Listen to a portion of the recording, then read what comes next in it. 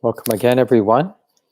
We'll get started in just a few seconds, but you still have time if you'd like to chant along with everyone. We're on page 28 in our chant book, and I believe Gabe has put the link there below the screen. And this is the chant, the Buddha's words on loving kindness. And we'll be doing one of the chants from the chant book most Sunday mornings, so you can be prepared ahead of time if you'd like. So now let us chant the Buddha's words on loving kindness.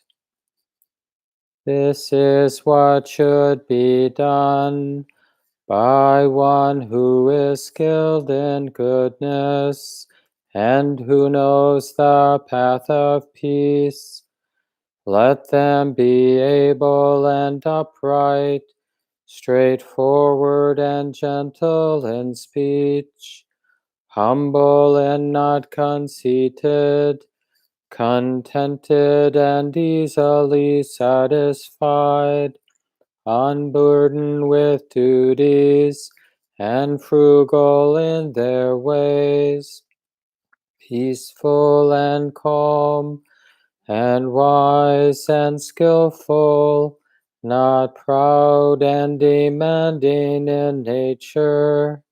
Let them not do the slightest thing that the wise would later reprove, wishing in gladness and in safety. May all beings be at ease, whatever living beings there may be, whether they are weak or strong, omitting none, the great or the mighty, medium, short, or small, the seen and the unseen, those living near and far away, those born and to be born. May all beings be at ease.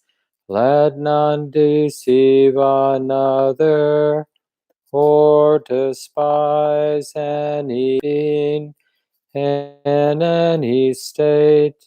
Let none through anger or ill will wish harm upon another, even as a mother protects with her life her child, her only child. So with a boundless heart, one cherish all living beings, radiating kindness over the entire world, spreading upwards to the skies and downwards to the depths, outwards and unbounded, freed from hatred and ill will, whether standing or walking, seated or lying down, free from drowsiness, one should sustain this recollection. This is said to be the sublime abiding, by not holding to fixed views, the pure-hearted one, having clarity of vision, being freed from all sense desires, is not born again into this world.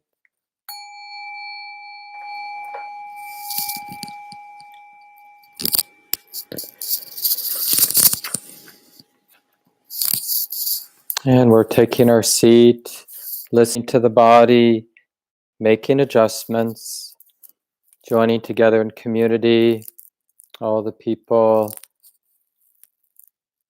who have found value in sitting upright in the middle of their lives, meeting with integrity the experience of the body, meeting with integrity the quality of the heart right now, the quality of the mind.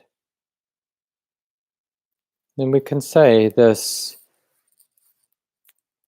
fearless meeting of our life.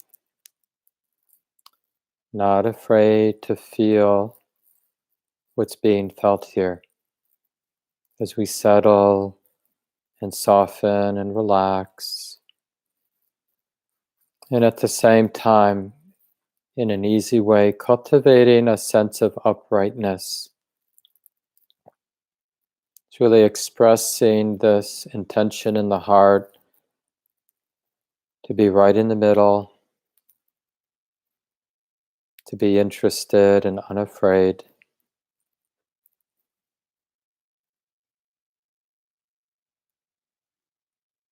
So in this way, the way that we're sitting now is a beautiful physical representation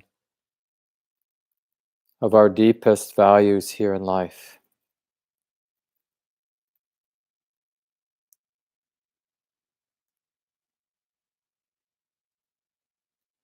And we're not practicing postponement, we're not putting it off until a time when we think circumstances are more conducive, more supportive. We're actively exploring this intimacy, this connecting with our life in a very generous and kind and wise way right now.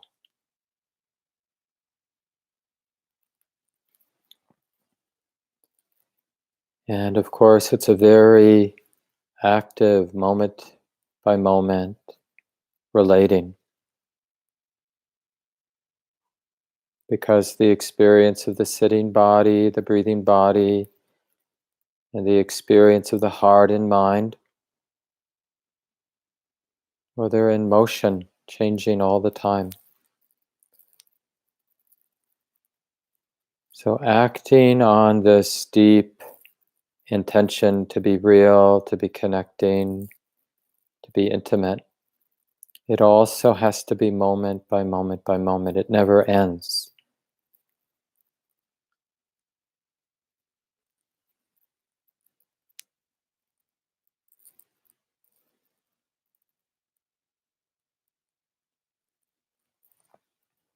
And it's this beautiful coming together of curiosity, a bright interest, alertness, with this heartfelt, tender-hearted, soft, undefended connecting.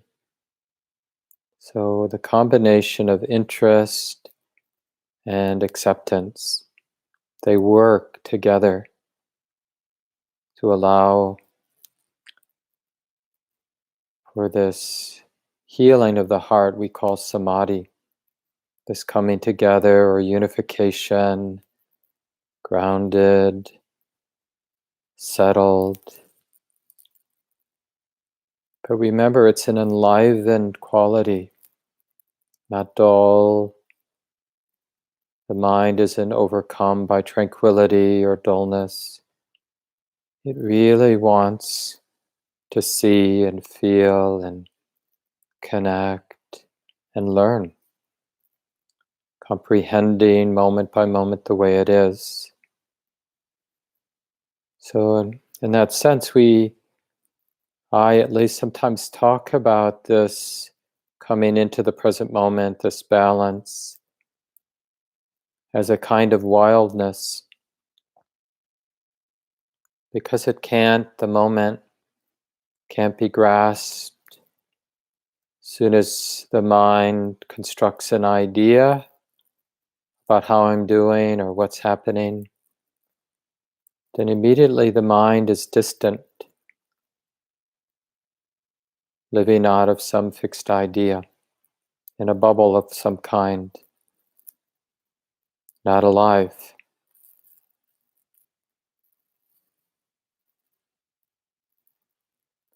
For those who were here last week, I mentioned this word the Buddha used a lot, appamada, which sometimes gets translated as vigilance, bringing a light to the reality of the present moment, this activity of the body and the mind right now. Shining a light. This is this wholesome intention to connect and to be real, which means to be undefended and open.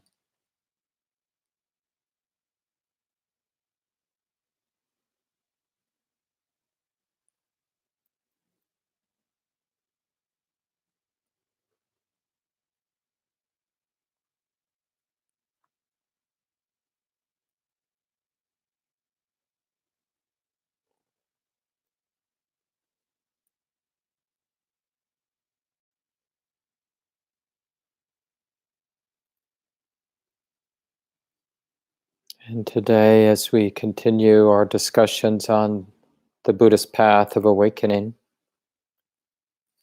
I'll focus on mindfulness of the body. So we can do that in the guided meditation as well. The most important thing is to begin with real humility, not presuming we actually know how to connect or feel or be with the body. And this really allows for a more authentic interest.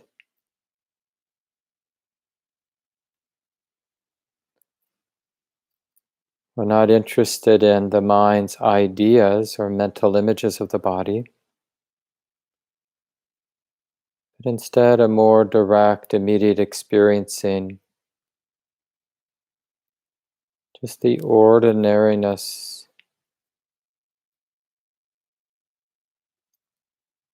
The body is neither good nor bad, it's sensation being known.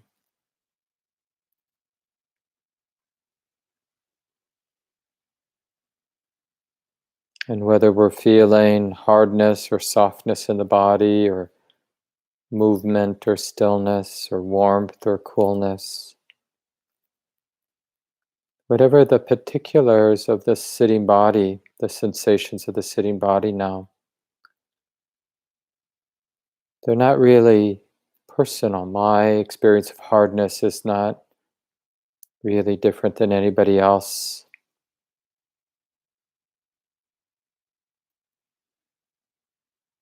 These elements of our sensations are just what they are.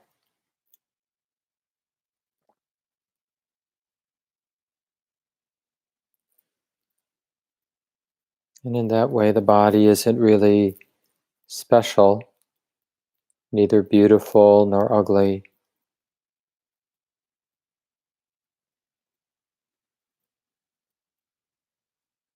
And it's always in motion.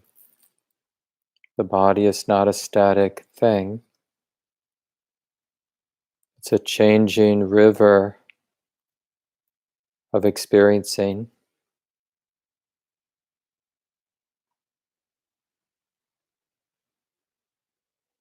And the important question is, can the mind, the heart, stay connected?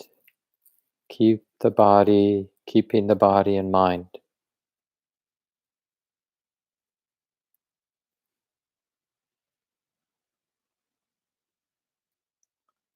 And no need to be frustrated or confused when distractions arise. Acknowledge the thinking mind. Acknowledge doubt and wanting and irritation or whatever it is, the flavor behind any particular thoughts. It's just something being known and felt. Notice how these distractions come and go naturally without needing often any intervention.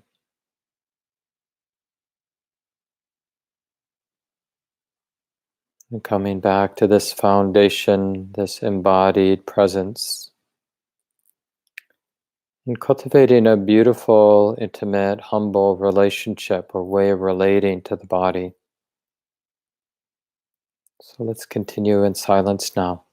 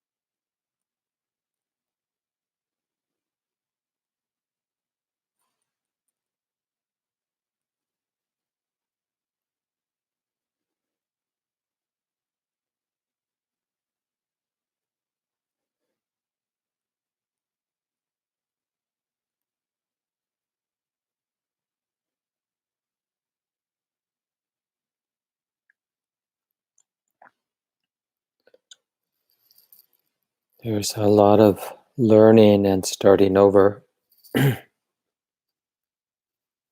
And starting over means making peace with whatever the mind is doing, whatever experience is present,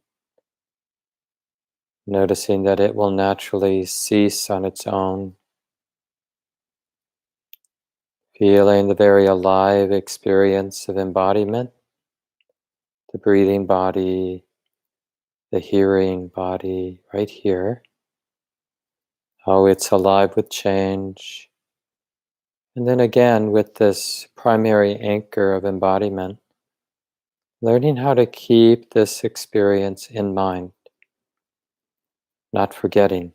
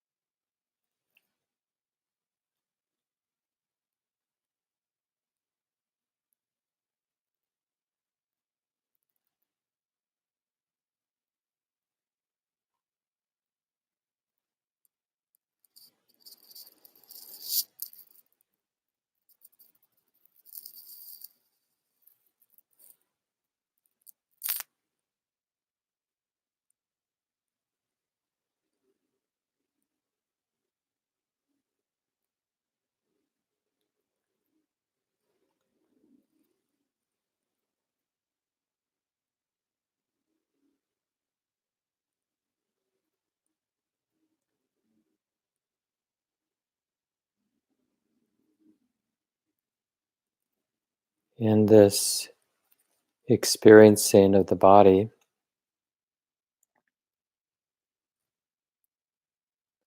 there are these sensations and the mind that's knowing. So just noticing how for these last minutes there could be interest in the objects and the actual sensations and sounds that are being heard. Or there could be interest in the mind that's knowing the body, the qualities of the mind, peaceful or agitated, controlling or accepting, interested or not interested.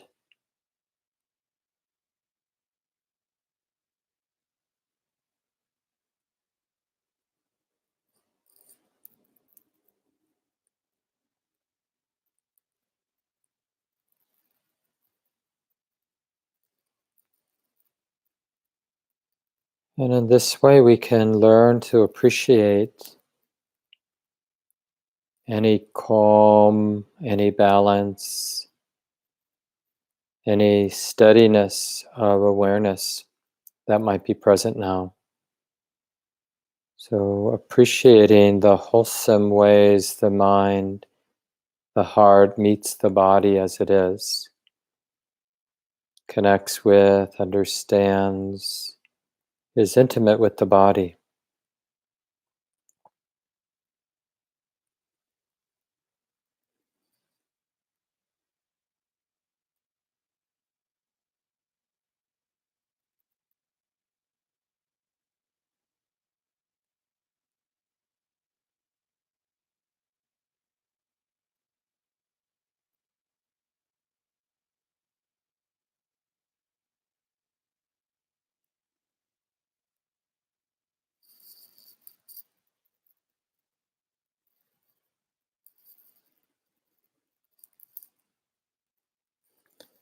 And even these qualities of knowing can be seen and recognized for what they are. Habits or particular filters, qualities that are being known.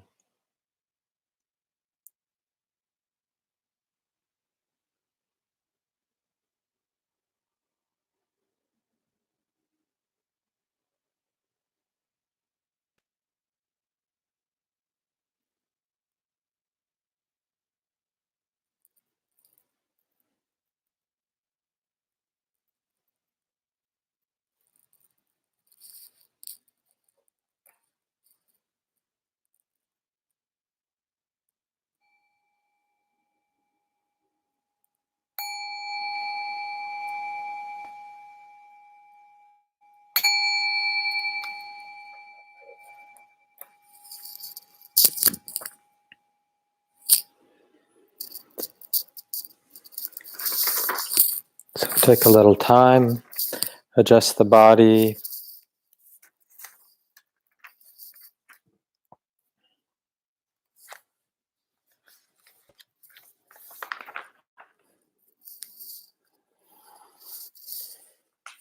It's nice to be together with everyone.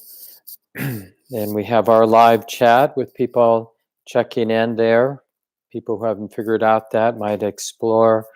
It just can help us feel together as a community. Just a lot of it is just our own imagination, sensing that there are other people here listening, interested in these practices that we've learned from the Buddha on down, our lineage of folks before us who they had complicated lives. They probably had pandemics and other challenging experiences, but somehow one generation after another of people before us stumbled upon these teachings, resonated with them, learned them, integrated them into their lives, developed more mindful awareness, really gained some wisdom, developed some compassion, and found a way to pass them along to the next generations.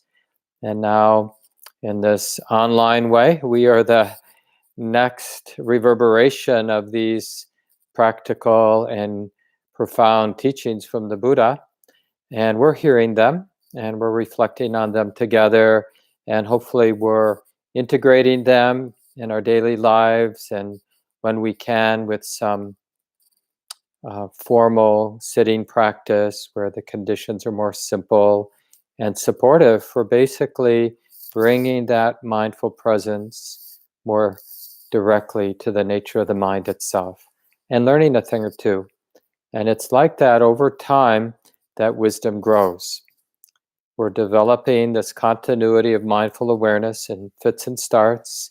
Over time, more and more continuity, and therefore more and more insight and more awakening or sensing, intuiting the freedom, the love, and the fearlessness, the resilience that's here, even when conditions are really difficult, as they probably are for some of you, financial or health-wise or whatever it might be.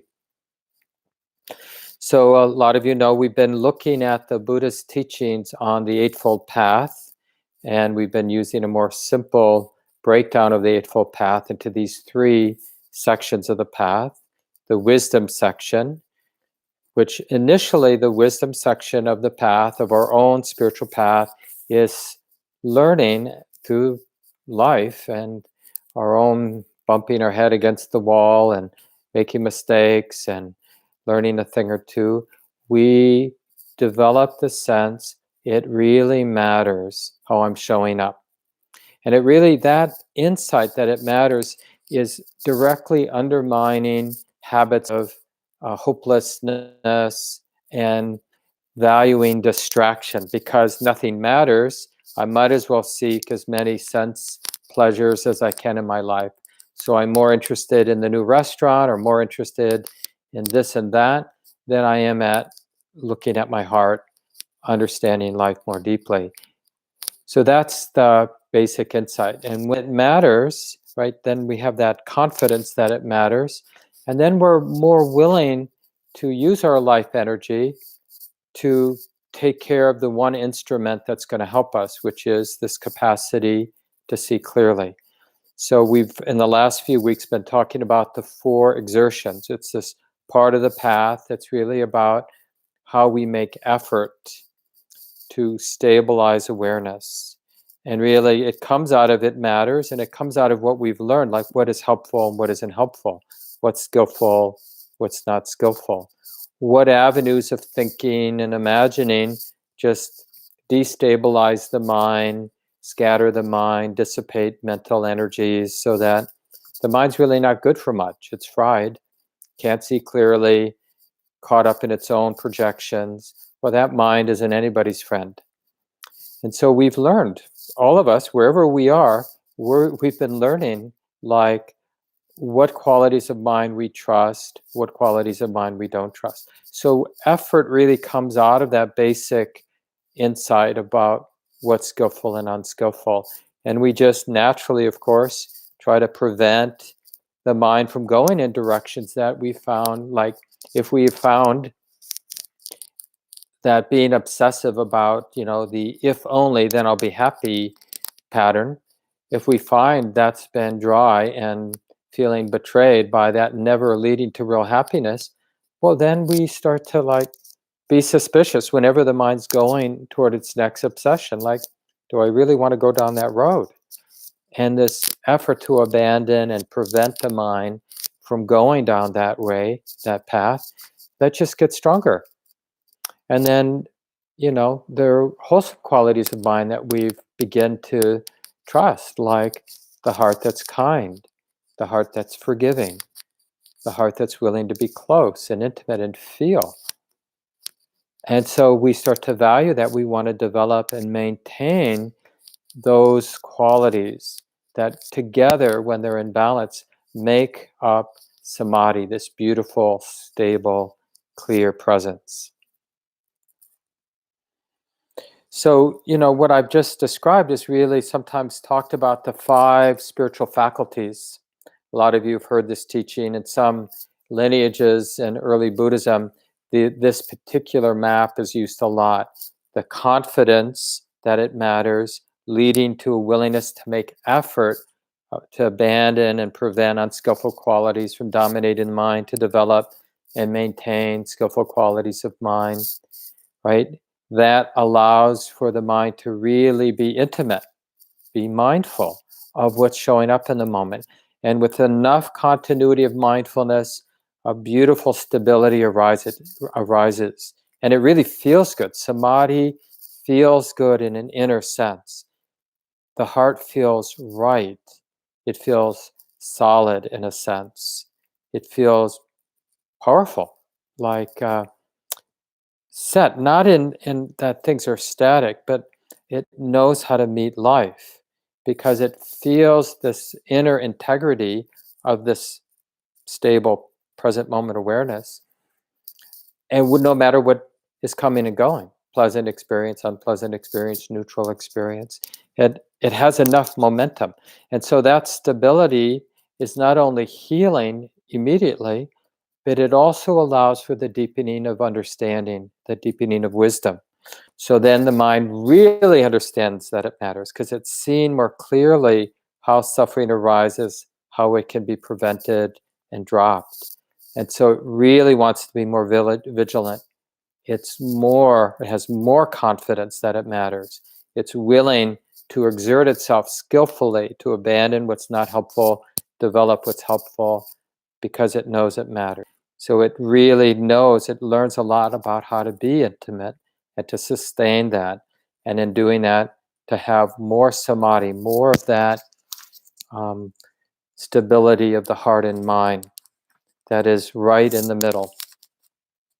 And to be nourished in a sense by that wholesome pleasantness. There's a pleasure in being present with some stability, with some continuity. It feels right. It feels good. Even when the circumstances or conditions in the moment are really painful, it still feels good to really be there. And if we really reflect, we probably have our own experiences of difficult moments. Those of you with children, for example, you probably remember times when, in a difficult interaction with your child, you really were there. And there wasn't wavering, there wasn't distractedness, there wasn't superficiality in the mind. The mind was really there, feeling what you're feeling, sensing, intuiting where the child's at.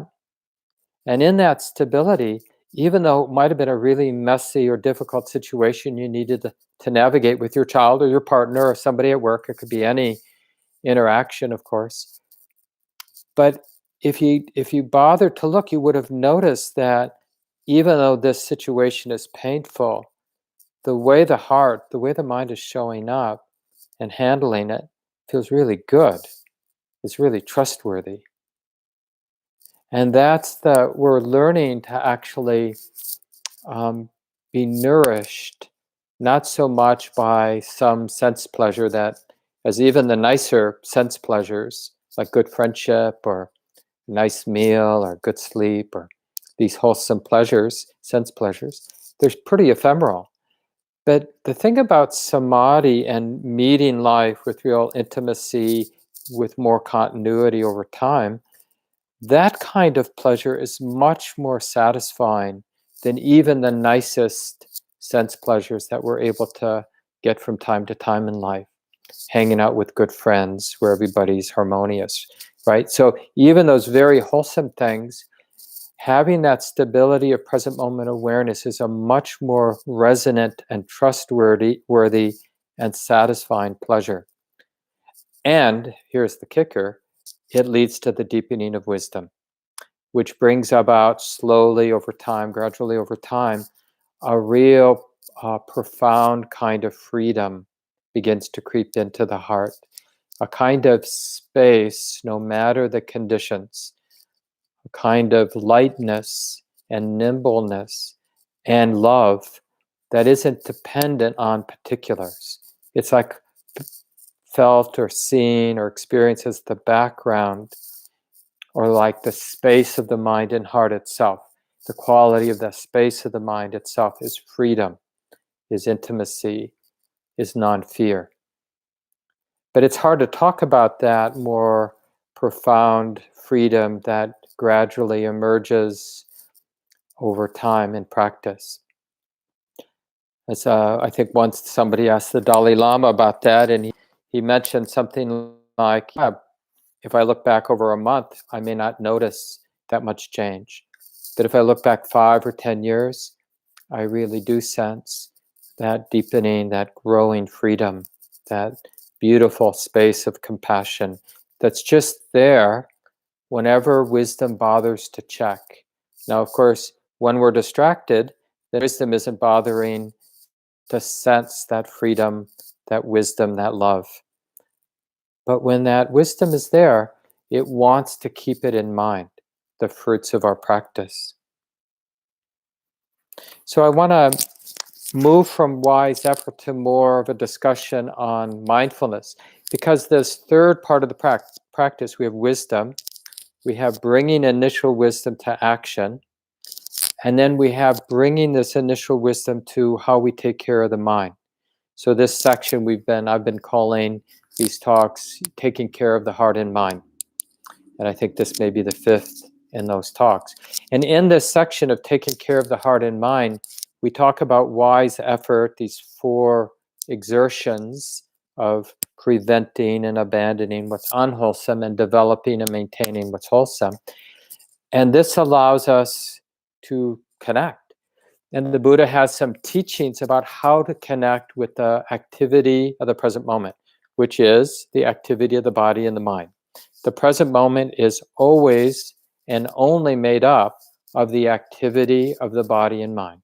The activity of the body are the 5 senses: hearing, smelling, tasting, touching, and seeing. And the activity of mind is everything else. And all life long, the totality of our experiencing is just these 6 things. This activity of the body as 5, the sensitivity of the 5 physical senses, and the sensitivity to the activity of the heart and mind, including emotions, right? So we have these 6 activities, and this is the realm of this teachings on the 4 foundations of mindfulness, the 4 establishments, 4 frames of reference. These are how people talk about satipatthana, the Buddhist teachings on mindfulness. And it's not so much saying, the Buddha isn't just saying simply to be aware of the activity of the body and mind. He's really helping us with these teachings that we're going to be looking at for the next couple of weeks, satipatthana. He's really helping us transform how we perceive, how we connect with the body and mind, what we call the body and mind. Because, of course, we have our conditioned ways of projecting meaning on what we call the body and what we call the mind. And that thinking, that idea we have about the body and mind, in a way creates a boundary or barrier from actually being intimate with the body and the mind. But before I get into some of the details with these foundations of mindfulness, just the beginning of this discourse, because it's really conducive, I think, to confidence, deepening of confidence. So here the Buddha is introducing why we might be interested in developing mindfulness. He says, "This is the direct path for the purification of beings, for the overcoming of sorrow and lamentation, for the disappearance of pain and distress, for the attainment of the right method, and for the realization of unbinding freedom." In other words, the 4 frames of reference. Which 4? There is the case where a practitioner remains aware of the body in and of itself, ardent, alert, and mindful, putting aside greed and distress with reference to all our worldly ideas about the body. One remains focused on feelings, the feeling tone, the mental qualities, mind qualities, in and of themselves, ardent, alert, mindful, putting aside greed and distress with reference to the world. So the 4 are the activity of the body, and then the mind is these last 3. The Buddha specifically emphasizes awareness of feeling tone, the pleasantness, unpleasantness, and neutrality. We'll get there next week. He emphasizes awareness of mind, the qualities of mind, how narrow, tight, how open, expansive the mind is, how stable it is, distracted or not. And then this last frame, this last place for awareness is really seeing the present moment, and in particular the mind, in terms of the uprooting or the putting aside of what's unskillful and the development and balancing of the skillful qualities of mind. Is this mind suitable for seeing things as they are, for insight, the deepening of insight? That's really this last frame. So 4 frames, and these teachings that we're going to cover in the next few weeks, it's not just being aware of the body and the 3 aspects of the mind. It's really what is actually now in the way of seeing things clearly. So when we look at the Buddhist teachings on body, it's really about uprooting bad habits of how we relate to the body. It turns out to be more what this discourse is about than anything else.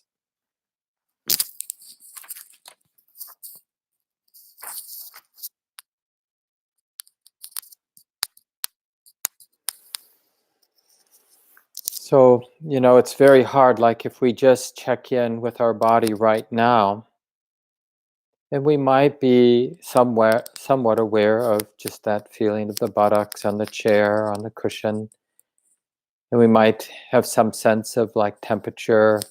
I'm a little cold, I'm a little warm. But it's just interesting how quickly our experience of the body reverts back to some conclusion, some idea that we have about the body. Or even more subtly, I notice this, I'm sure a lot of you do, how quickly my experience of the body is some mental image.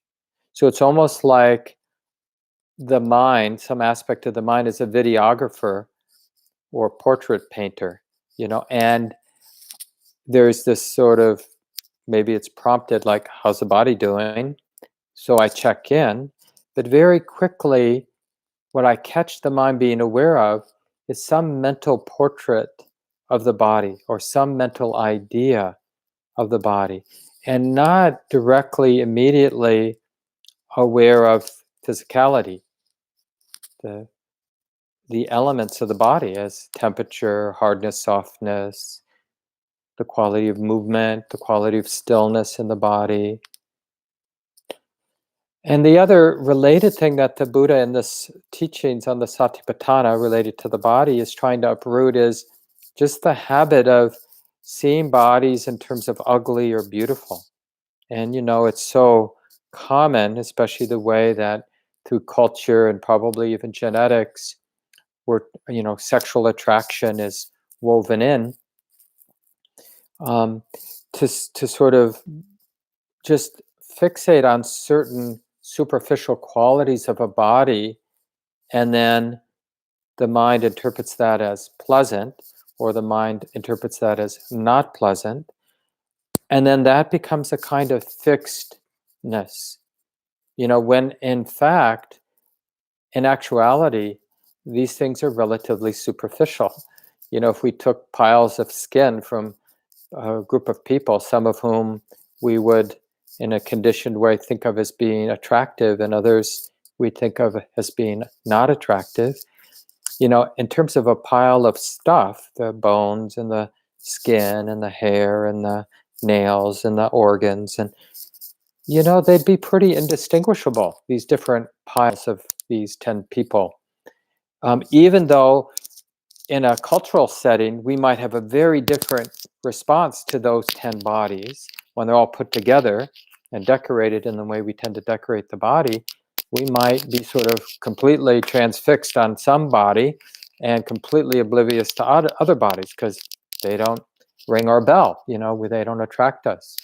And so it's good to learn to see through the surface, like the way my mind, through genetics, through culture, has been trained to see bodies, and my own body, when I look in the mirror or sense it, how I've been trained to interpret it as attractive or not attractive, and to see it in a more natural way as just a bunch of parts. And the image the Buddha uses, which I think is such a brilliant image, is you can imagine a burlap sack filled with different seeds and beans, right? And there are grass seeds and sesame seeds and sunflower seeds and kidney beans and millet and quinoa and every, rice, brown rice, basmati rice, white rice, every grain, right? Well, if we opened up that burlap sack and looked inside, probably, I'm guessing most of our minds wouldn't like be sort of transfixed on certain of the beans or certain of the seeds. Like, oh my God, look at that grain of rice.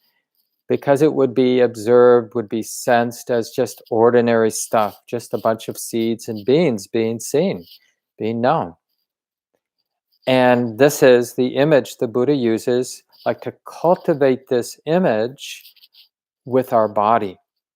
And a lot of people misunderstand this teaching as somehow the body, like thinking the Buddha saying that we should see the body as disgusting. Because, normally when we think about an organ, like pulling out my liver or putting my skin in a bunch in a little section over here, or that's disgusting. But that's sort of an interesting conclusion, because the skin is here, the organs are here, the blood, the toes, the hair, the head, all this stuff is just what it is. And it's neither beautiful nor ugly. It's just a bunch of natural stuff. When we walk through the woods, Wynn and I went out to Prairie Farm, Common Grounds Retreat property on Friday and did some work, but also had some time to take a walk through the woods. And because there are few leaves, or no leaves now, the thing that was radiant were all the mosses in the forest. And they had really come alive. It was a relatively warm day and moist enough. And the mosses just seemed the only living thing in the forest.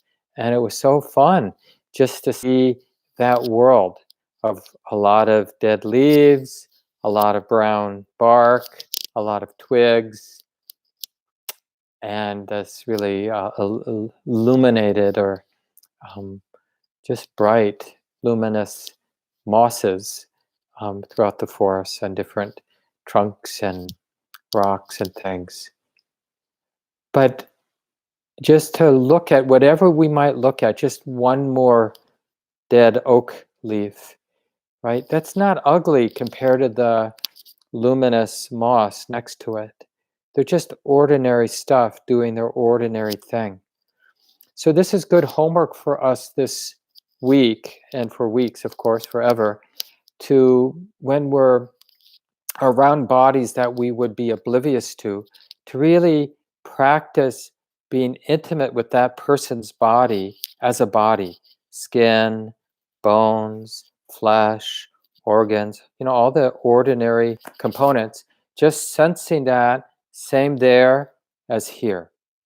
And then when you're around somebody you find really attractive, spellbinding, it's like hard to be around them because it activates so much attraction. To just practice, maybe with a little distance, maybe with your imagination later, but to practice imagining that body or seeing that body as just that ordinary stuff of flesh, skin, bones, organs, stuff like that. Neither beautiful nor ugly. Or somebody that, for whatever reason, age, size, skin disease, whatever it might be, that triggers a repulsion. To then just see the ordinariness of what that body is made up of. And you might find that this is very transforming, like helping us to unhook from a lot of our genetic and cultural conditioning around bodies. And again, it isn't about having a repulsive relationship to bodies, but just have more grounded, even, balanced relationship. It'd be interesting to see how that is. And maybe today and next week, feel free. It would be really useful, actually, if some of you take up this reflection to send in questions. You can send them to info@commongroundmeditation.org, our main email address, and they'll get to me, and I'll sort of use some of those comments and questions for our discussion next Sunday as we continue. So the basic hub of our practice is this embodied awareness, but then we take up particular themes. So the particular theme we're going to work with this next week is the theme of the body, and we have these 3 reflections to work with. So it'd be nice to remember these 3. One is to use the see bodies in terms of ordinary body parts, neither beautiful nor ugly, just ordinary. And to see attractive bodies this way, to see unattractive bodies this way, and to see neutral bodies you're neither attracted nor disgusted by this way. Yep, they got skin. They probably have flesh, organs.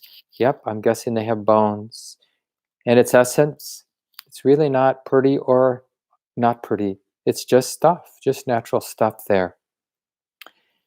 And then the other is to realize, this is a little bit more subtle, but to realize that when I'm feeling hot, when I'm feeling cold, when I'm feeling pressure, when I'm feeling lightness, when I'm feeling movement or stillness in my body, those elemental sensory experiences are not unique to me. When you feel movement or stillness, when you feel heaviness or lightness or hardness or softness or coldness or warmth, that's basically the same elements that I'm experiencing. Because when we're tuned into our bodily experience, whatever the way it is for us right now, it always, like the mind's interpretation is, this is uniquely me, this sort of sensory experience. But there's nothing unique to any of those component parts of my visceral experience, whether it's hardness or softness or heat or coolness. Those component experiences that each of us are having right now and always, there's nothing personal about that, right? And and this is like meant to kind of universalize this embodied experience, to be a counterweight to the habit of personalizing our body's experience. Like, it's so uniquely me, And so when we have a headache, or we're feeling great, really vital in the body, or whatever kind of bodily experience, to realize, oh yeah, that's what people with bodies experience. Some combination of all of the certain elements of my experience is what people are always experience in their body. It's not uniquely me.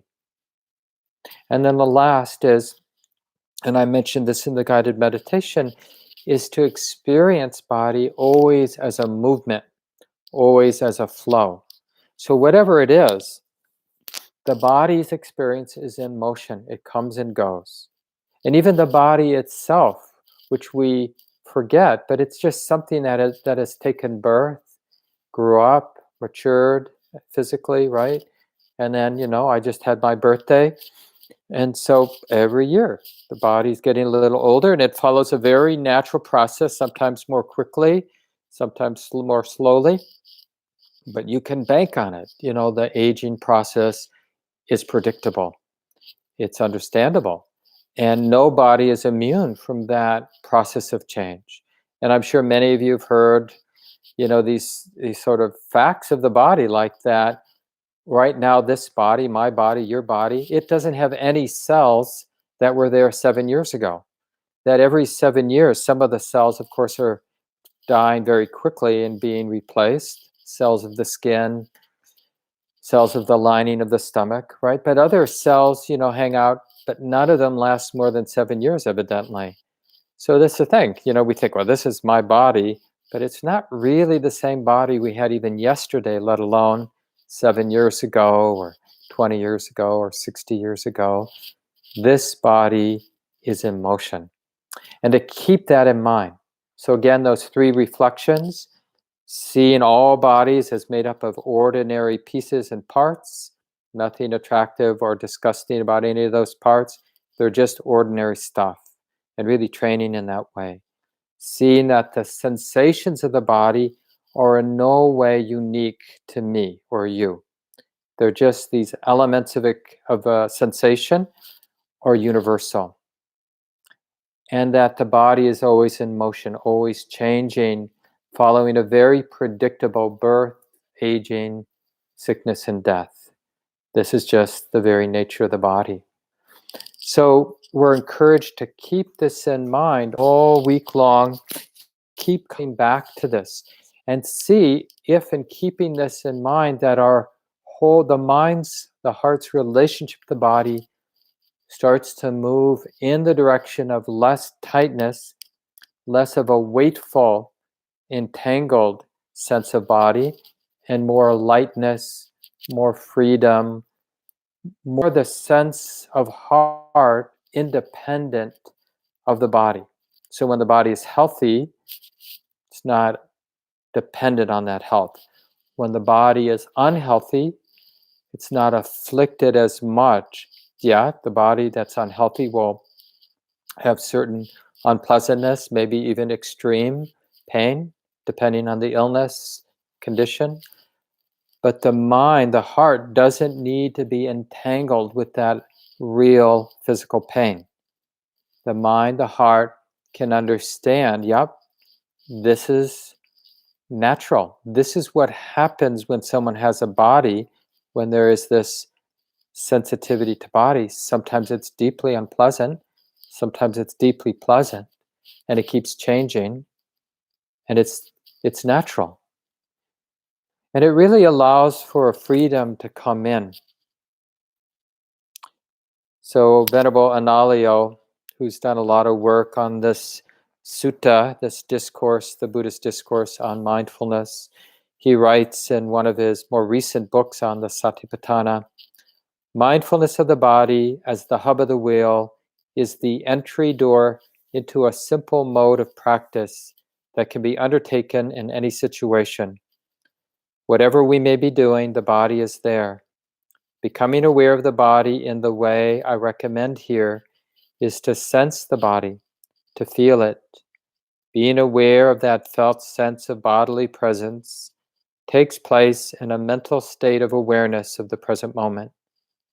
Every moment of cultivating this practice and relating it in some way to insight is yet another step forward on the path of liberation, reflecting the main thrust of the fourth Satipatthana, this Satipatthana about the awakening, being aware of what supports awakening. So we're beginning over and over again with the body in a diligent way, clear way, keeping it in mind. So I want to end today by just reviewing a question that Renee sent in. Thank you, Renee. And again, encouraging people as you do this reflection on the body to send in any questions to the center. So Renee was asking about doing their best to relate to someone skillfully with tenderness, compassion, supporting, helping them see what they're not seeing, but finding this person unaware and unskillful, and noticing in them, Renee, noticing in themselves that some anger arising and the thought, why aren't you paying attention? And we might be having some of those thoughts about the people we're living with right now, right? With the close living conditions that many of us are in, people we love dearly even, but can all of a sudden, it's interesting how we're totally okay with our own habits of being unskillful, but other people's habits of being unskillful really push our buttons. So it would be a useful reflection to be much more interested in this heart, this mind's habits of unskillfulness, and more forgiving, more spacious, more equanimity with what we perceive as other people's unskillfulness. But the fact is, this is what gets our attention. And interestingly, how we feel, I feel personally threatened. When I sense somebody is being what I might consider unskillful, less than perfectly aware, less than perfectly kind, perfectly wise. It's just interesting how that feels threatening to me. And this is related to what in our tradition we sometimes refer to as spiritual bypass, where we use spiritual teachings, but without a lot of wisdom. And then we get in this mode of wanting to retreat, like being on the highway is just too much. Being with my parents, just too much. Oh, they just keep watching this news and they keep talking about politics in this way. I just can't be around them. Or being with this person at work, or being with, and we get ourselves into a tighter and tighter place because we thought it was being spiritual, but it's actually being averse to the world as it actually is. Because we somehow have made the mistake in thinking that spiritual practice is about getting the hell out of the messy world, the complicated world, where people have, including ourselves, we have these patterns of ignorance, these patterns of greed and aversion and distractedness and denial, all of us in our own particular ways. And so it's not a small practice to learn to be balanced and intimate when we're around people's unskillfulness. Now, I'm not talking about being vulnerable, like where they might actually cause us harm. So from a safe distance, like if they're really acting out their unskillfulness, but not be afraid. And this is a really important time in this, where there's so much divisiveness in politics. Like as we imagine people that disturb us politically, socially, because of what we imagine is their ignorance, we don't want to close our hearts. We want to actually inhabit the world we're inhabiting, not be afraid that this is how it is right now. This much ignorance. Let's say we're right, and our perception is relatively accurate, that there is this much ignorance going on here, out there. Well, why would we want to justify being tight just because a lot of us are ignorant a lot of the time? What's the harm in relaxing and meeting the moment with love in a open, tender-hearted way? Whoa, this is how it is. People are really confused. People are really feeling that acting out their anger is going to be helpful. Acting out their conditioned biases, for example, is going to be helpful for them or for anyone. Whoa. Whew. That feels like this. That much ignorance, sensing that much ignorance in myself and others. That really is being felt. Is it okay to feel that much? To feel that much exposure to reality? So that's how I would practice with what this question that Renee brings up. And again, Renee, thanks so much for sharing that.